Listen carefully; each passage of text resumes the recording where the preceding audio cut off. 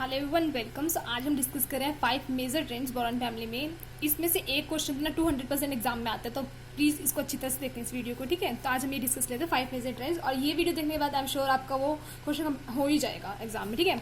तो boron family होती है, ये हमें पता है कि बोरॉन फैमिली होती है, वो क्या होती है, ग्रुप 13 से बिलोंग करती है, ठीक है।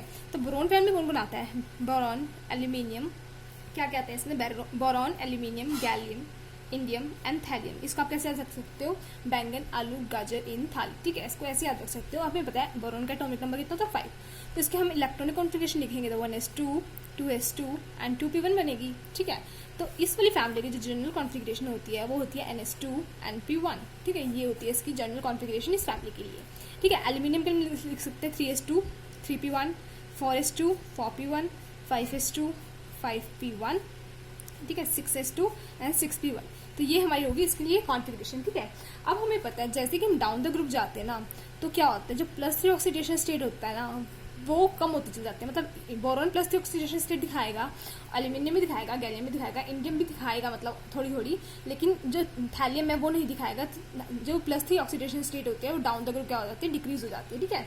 और जो +1 ऑक्सीडेशन स्टेट होती है वो डाउन द ग्रुप इंक्रीज हो जाती है। इसके रीजन में देख लेते हैं क्या होता है। देखो, आपने नाम सुना होगा इनर्ट पेयर इफेक्ट का, ठीक है। तो इनर्ट पेयर इफेक्ट के अकॉर्डिंग, इनर्ट पेयर इफेक्ट कौन दिखाता है? बोरॉन फैमिली दिखाती है।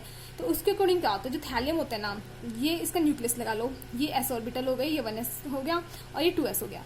तो इसमें क्या होता है, जो ये इलेक्ट्रॉन्स होते हैं ना, ये इनके बीच में, ये जो इसके 2s के अंदर इलेक्ट्रॉन्स है और न्यूक्लियस है, इसके बीच में ना फोर्स ऑफ अट्रैक्शन बहुत ज्यादा होता है। मतलब Z इफेक्टिव है ना, बहुत ही ज्यादा हो गया। तो Z इफेक्टिव ज्यादा होने से क्या हो जाता है, ये इसको टाइटली होल्ड करके रखेगा इस वाले शेल को। तो इससे क्या हो जाता है, तो ये वाली न्यूक्लियस है ना, निकलने में बहुत ही ज्यादा प्रॉब्लम हो जाती है। तो इसलिए ऑक्सीडेशन जो स्टेट होती है इसकी +1 होती है, डाउन द ग्रुप ज्यादा होती है, ठीक है। तो यहाँ से आपके क्वेश्चन आता है कि थैलियम Cl और थैलियम Cl3 इसमें से ज्यादा स्टेबल कौन सा है? तो हम क्या कह सकते हैं, यहाँ पे तो आप देखोगे ऑक्सीडेशन स्टेट निकाल के x - 1 = 0, x = +1 आ गया, ठीक है। और यहाँ पे निकालेंगे x - 3 = 0, तो x = +3 आ गया। तो यहाँ पे थैलियम +1 में, यहाँ पे +3 में, और हमें पता है जो +1 होती है डाउन द ग्रुप, +1 ज्यादा क्या होती है, स्टेबल होती है +1। तो हम ये बोलेंगे ये ज्यादा स्टेबल है, ठीक है। ये हो गया हमारा फर्स्ट ट्रेंड था बोरॉन की फैमिली में, ठीक है। जो सेकंड ट्रेंड आता है वो क्या होता है, वो होता है रेडियस के रिगार्डिंग। तो हमें पता है जैसे कि हम डाउन द ग्रुप जाते हैं, तो डाउन द ग्रुप क्या होता है हमारे पास, हम डाउन द ग्रुप जा रहे हैं तो जो नंबर ऑफ शेल्स होते हैं वो इंक्रीज कर रहे हैं। मतलब क्या, energy level down the group हम जा रहे हैं, इंक्रीज कर रहे हैं। हमें पता है नंबर ऑफ शेल्स इंक्रीज करते हैं, तो नंबर ऑफ शेल्स इंक्रीज करने से क्या होता है, हमारा जो साइज होता है वो इंक्रीज होता है। साइज इंक्रीज करने से क्या होता है, रेडियस इंक्रीज हो गई। ऑब्वियसली बात है ना, देखो नीचे जा रहे हैं, पहले तो ये न्यूक्लियस है, इसके पास ये ऑर्बिटल है, ठीक है, बोरॉन के लिए लगा लो। फिर एल्यूमिनियम के लिए हो गया, उसके बाद गैलियम के लिए हो गया, थैलियम के लिए हो गया, इंडियम के लिए हो गया। तो जैसे हम नीचे नीचे गए तो क्या हो गया, नंबर ऑफ शेल्स इंक्रीज होने लगे। नंबर ऑफ शेल्स इंक्रीज हो गए तो क्या आ गया, ये पूरा टर्म लगाओ तो इसका साइज इंक्रीज हो गया। साइज इंक्रीज हो गया तो यहाँ से लेके जो यहाँ तक की रेडियस है, ये क्या हो गया, रेडियस इंक्रीज हो गई। तो जो हमारे जनरल, मतलब हम बोल सकते हैं, हम हमारे अकॉर्डिंग क्या होगा, boron, aluminium, gallium, indium and thallium, हम ये कहते हैं कि हमारा एक्सपेक्टेड रेट ये है, रेडियस का एक्सपेक्टेड है ये, ठीक है। लेकिन ये क्या है, गलत है। क्यों गलत है? क्योंकि हमें पता है इस केस में क्या आती है, एक्सेप्शन आती है। क्या होता है, boron, gallium, aluminium, indium and thallium. तो ये हमारा जो ट्रेंड है ये रियल ट्रेंड है, ठीक है। ये यहाँ पे एक्सेप्शन है इस वाले केस में। इसलिए केस में एक्सेप्शन क्यों, हम ये देख लेते हैं। देखो, गैलियम होता है जो, उसके कॉन्फ़िगरेशन होती है, मतलब उसके अंदर 3d ऑर्बिटल आता है जो कि क्या है, कंप्लीटली फिल्ड है, ठीक है। अब आपको पता होगा जो डी ऑर्बिटल्स है या एफ ऑर्बिटल्स है वो क्या होते हैं, डिफ्यूज होते हैं। डिफ्यूज का मतलब क्या होता है, देखो डिफ्यूज का मतलब ये होता है, जैसे ये डी ऑर्बिटल हम देखो डी ऑर्बिटल हम ऐसे बनाते हैं, ठीक है। तो जो इलेक्ट्रॉन की प्रोबेबिलिटी होती है ना फाइंडिंग की, वो यहाँ पे मतलब बहुत कम होती है इसके अंदर। लेकिन अगर हम एस ऑर्बिटल बनाते हैं तो इलेक्ट्रॉन की प्रोबेबिलिटी होती है बहुत होती है इसके अंदर, ठीक है। तो जो इलेक्ट्रॉन्स होंगे ना, ये बहुत ज्यादा लार्जर डिस्टेंस पे होंगे, तो क्या होगा, डिफ्यूज हो गया। मतलब आप ये लगा दो पोस्ट, जैसे हम स्क्रीनिंग इफेक्ट डिस्कस करते हैं तो एस का स्क्रीनिंग इफेक्ट बहुत ज्यादा होता है, फिर पी का होता है, फिर डी का होता है, फिर एफ का होता है। मतलब पोस्ट स्क्रीनिंग इफेक्ट हो गया। अब ये न्यूक्लियस है, ठीक है, यहाँ पे एस ऑर्बिटल है, यहाँ पे पी है और यहाँ पे डी। अगर डी का पोस्ट स्क्रीनिंग इफेक्ट है तो हम यहाँ क्या कह सकते हैं कि ये जो न्यूक्लियस है इसकी मतलब जो बाहर इलेक्ट्रॉन्स है उनके पास अट्रैक्शन ज्यादा करेगा। तो अट्रैक्शन ज्यादा करने से क्या हो जाएगा, जिसका साइज है ना वो डिक्रीज हो जाएगा, ठीक है। तो यही एक्सेप्शन था हमारी इस केस में, ठीक है। थर्ड ट्रेंड आते हैं हमारे। थर्ड ट्रेंड किसके बारे में, आयनाइजेशन एनर्जी के। देखो आयनाइजेशन एनर्जी का थर्ड ट्रेंड है। आयनाइजेशन एनर्जी क्या होती है कि हमें कोई भी न्यूक्लियस दिया हुआ है, उसमें से हमें इलेक्ट्रॉन को निकालना है।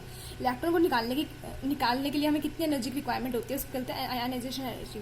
तो जैसे हम नीचे जाते हैं, जेड इफेक्टिव क्या होता है, जेड इफेक्टिव डिक्रीज कर रहा होता है क्योंकि नंबर ऑफ शेल्स है, जो मैंने आपको ऊपर ही बताया था, नंबर ऑफ शेल्स इंक्रीज करते जाते हैं। देखो नंबर ऑफ शेल्स इंक्रीज करते चले गए तो न्यूक्लियस और शेल के बीच में क्या होगा, डिस्टेंस है वो बहुत ही ज़्यादा कम हो गया। तो डिस्टेंस कम होने से क्या हो गया, जेड इफेक्टिव भी क्या हो गया, कम हो गया। तो यहाँ पे जेड इफेक्टिव कम हो गया, ठीक है। तो जेड इफेक्टिव कम हो गया तो आयनाइजेशन एनर्जी भी हमें कमी लगेगी, क्योंकि देखो अगर एक न्यूक्लियस ऐसी है, इसके साइड में ये शेल है, एक शेल ये है और एक न्यूक्लियस ऐसे है, इसके साइड में ऐसे शेल है, तो आपको इलेक्ट्रॉन निकालना है। तो आप बताओ आप इलेक्ट्रॉन कहाँ से जल्दी निकाल सकते हो, आप यहाँ से जल्दी निकाल सकते हो। देखो ये आपका फ्रेंड है, इसके देखो यहाँ पे चॉकलेट रखी है, सपोज करो, ठीक है, यहाँ पे चॉकलेट रखी है, एक आपके आगे रूम है और एक आप इस रूम में बैठे हो। तो आपको चॉकलेट लेनी है तो आप फटाफट जाके यहाँ से ले आओगे, लेकिन आप यहाँ पे चॉकलेट रखी है, ठीक है, इस रूम में एक आपके आगे एक रूम है, उसके आगे एक रूम है, उसके आगे एक रूम है, फिर आप बैठे हो तो आप थोड़ा आलस करोगे जाने में। तो वही कहानी यहाँ पे है कि थोड़ा हम आलस करेंगे, ये इलेक्ट्रॉन निकालने में बहुत ईजी हो जाएगा, ठीक है, लेकिन ये इलेक्ट्रॉन जल्दी से नहीं निकलेगा ये, ठीक है। तो हम क्या कह सकते हैं कि जो इस वाले केस में आयनाइजेशन एनर्जी होगी वो हमें कम चाहिए होगी, ठीक है। तो हम या फिर आप ऐसे भी देख सकते हैं कि जैसे हम डाउन द ग्रुप जा रहे हैं, जेड इफेक्ट डिक्रीज कर रहे हैं, जेड इफेक्ट डिक्रीज कर रहे हैं, तो इलेक्ट्रॉन को निकालना बहुत ईजी हो जाता है, तो आयनाइजेशन एनर्जी कम होगी। तो हमारा एक्सपेक्टेड ऑर्डर है जो आयनाइजेशन एनर्जी का, वो है boron, aluminium, gallium, indium and thallium, ठीक है। एक्सपेक्टेड है हमारा ऑर्डर, लेकिन ये एक्सपेक्टेड ऑर्डर यहाँ पे भी हमारी एक्सेप्शन आती है। वो एक्सेप्शन क्या है, वो इसमें एक्सेप्शन और इसमें, यहाँ पे ऑर्डर क्या बनेगा, boron, gallium, aluminium, thallium and indium, ठीक है। यहाँ पे ये है जो रियल ऑर्डर है, वो ये है हमारा रियल ऑर्डर। ये किस लिए आता है, देखो यहाँ पे आई, ये तो मैंने आपको बताया था D10 है कम्प्लीटली, हमने यहाँ पे पढ़ा था, वही रीजन इसका यहाँ पे भी है, ठीक है। और इंडियम और थैलियम में क्या होता है, थैलियम में क्या होता है, हमारे पास 4f14 होती है।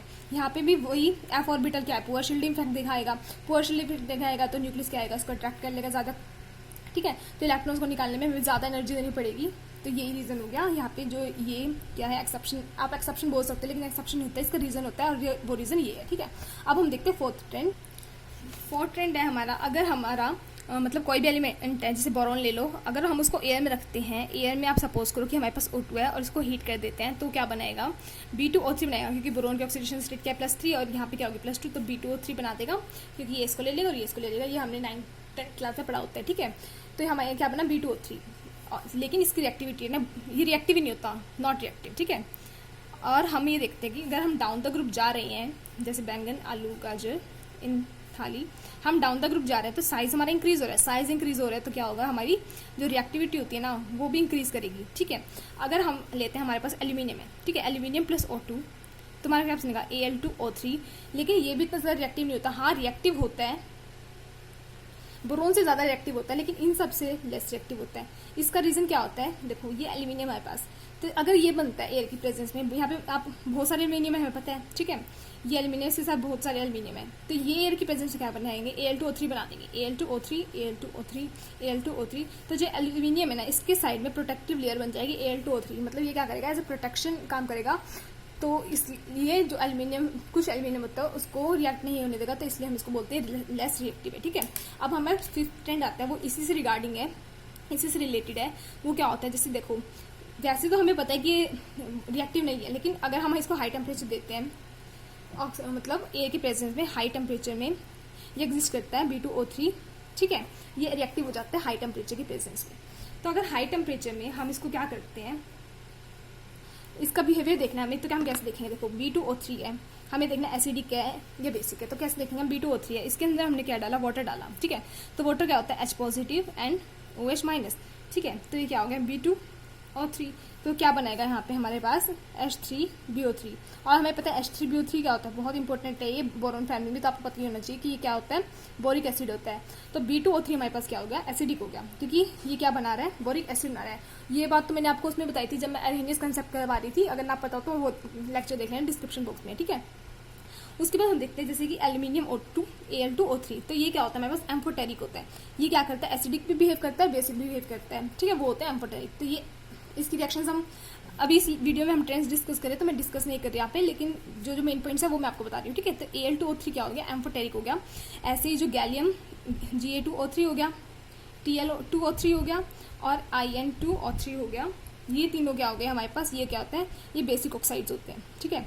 ये क्या हो गया, एसिडिक ऑक्साइड हो गया, बोरोन वाला, एल्यूमिनियम वाला क्या हो गया, एम्फोटेरिक हो गया, और जो ये तीन हो गए वो क्या हो गया, बेसिक ऑक्साइड्स हो गए। ठीक है, अब जो हमारा 6th ट्रेंड आता है, एक और ट्रेंड हम डिस्कस कर लेते हैं। देखो 6th ट्रेंड क्या होता है, जैसे कि बोरोन है, अगर वो नाइट्रोजन से रिएक्ट करता है तो क्या बनाएगा, BN बनाएगा। ठीक है, जी क्या बनाएगा, बोरोन नाइट्राइड बना दिया है इसने। अगर हम इसको H2 के अंदर डालते हैं तो क्या होगा, देखो H2 के अंदर डालते हैं, ये बहुत इंपॉर्टेंट रिएक्शन है इसलिए मैं बता रही हूँ।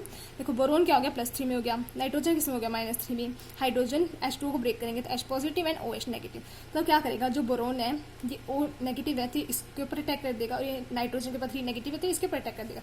तो यहाँ से मेरा क्या बनेगा, B के साथ कंबाइनेशन OH के साथ, तो BOH और कितने आएंगे 3।